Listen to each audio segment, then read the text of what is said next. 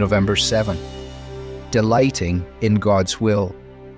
Behold, the days are coming, declares the Lord, when I will establish a new covenant with the house of Israel and with the house of Judah.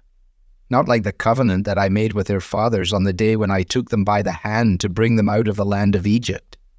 Hebrews chapter 8, verse 8 and 9. When God's people cannot rise to the heights of His standards, the Lord does not lower His standards to match their abilities. Instead, He determines to transform His people through the person and work of His Son, Jesus. According to Old Testament practices, every high priest was appointed to offer both gifts and sacrifices on behalf of the people.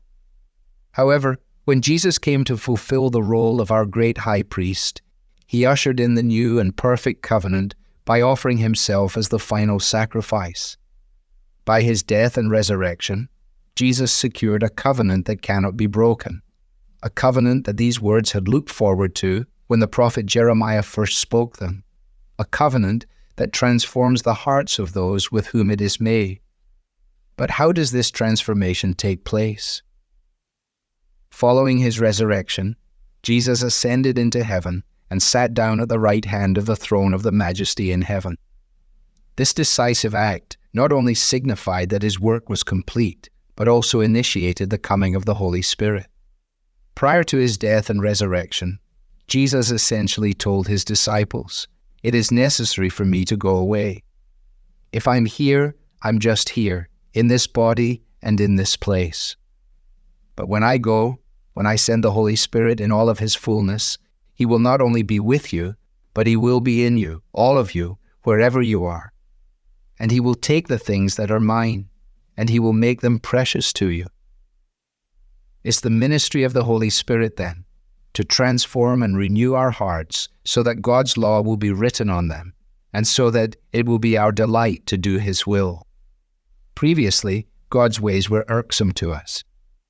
Previously, His law was only condemnation to us.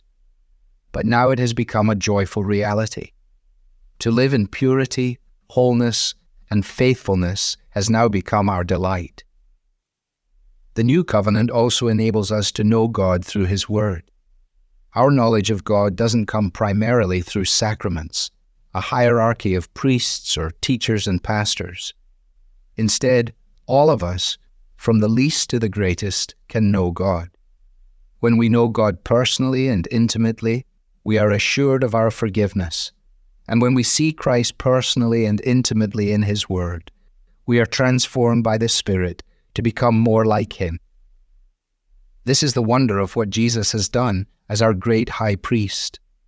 He has secured our forgiveness, and He has sent His Spirit.